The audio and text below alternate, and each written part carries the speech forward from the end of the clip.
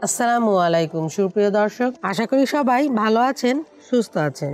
এই গরমে ক্লান্তি দূর করতে আর এনার্জি ধরে রাখতে কাঁচা আমের শরবত খুবই উপকারী। কোনো রকম ঝামেলা ছাড়া সিম্পল ও খুব সহজে কাঁচা আমের শরবত তৈরি করা যায়। শরবত বানানোর জন্য আমি এখানে 250 গ্রাম ওজনের 2টা আম নিয়েছি। আমের খোসাগুলো ছাড়িয়ে ছোট টুকরা করে কেটে নিব।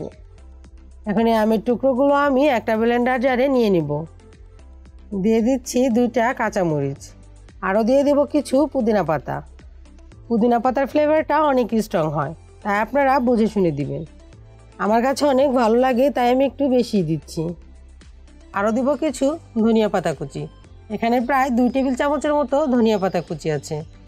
1 চা চামচ টালা জিরার গুঁড়া, সামান্য একটু আদা যা ছোট স্লাইস করে কেটে নিয়েছি। আরও নিয়ে নেব 1/4 কাপ চিনি। আপনারা আপনাদের আমের টক ভাবের ওপর ডিপেন্ড করে চিনি নেবেন। আমের টকের পরিমাণ বেশি হলে চিনির পরিমাণ বাড়িয়ে দিবেন, আবার টক ভাব কম হলে চিনির পরিমাণ কমিয়েও নিতে পারেন। এটা সম্পূর্ণই আপনার টেস্টের ওপর ডিপেন্ড করে। আরও নিয়ে নিচ্ছি 1 টেবিল চামচ বিট নুন। আরও নিয়ে নিচ্ছি 1 ফালি লেবুর রস, তাতে 1 টেবিল চামচের মতো রস হবে। এখন সামান্য একটু পানি দেব। পানি দিয়ে এটা মিহি পেস্ট তৈরি করব। প্রথমে বেশি পরিমাণে পানি দেওয়া যাবে না, না হলে পেস্ট ভালো হবে না। দেখুন, এটা কিন্তু অনেক মিহি পেস্ট হয়েছে। আর পুদিনা পাতা আর ধনে পাতা দেওয়ার জন্য এই কালারটা কিন্তু সবুজ হয়েছে। এখন পরিমাণ মতো পানি দিয়ে আমি এটা সার্ভ করে নেব। প্রথমে আমি এই আমের পেস্টটা গ্লাসে নিয়ে নিচ্ছি। দিয়ে দেব পরিমাণ মতো ঠান্ডা পানি, আর নেব কিছু বরফ কুচি। গুলিয়ে নিলেই রেডি আমের শরবত।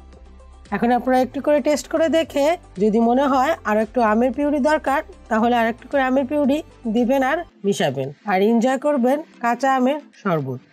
এই শরবতের বাধা ধরা কোনো নিয়ম নেই, আপনার যেটা পছন্দ সেটাই দিতে পারেন। আপনার আমের টক ভাবের ওপর ডিপেন্ড করে লবণ, চিনি অ্যাড করবেন, আর স্বাদ মতো ধনিয়া পাতা, পুদিনা পাতা, আদা এগুলো ব্যবহার করবেন। তৈরি করতে কিন্তু কোনো ঝামেলাই নেই। আজকের ভিডিও কেমন লাগলো কমেন্ট করে জানাতে ভুলবেন না। আসসালামু আলাইকুম।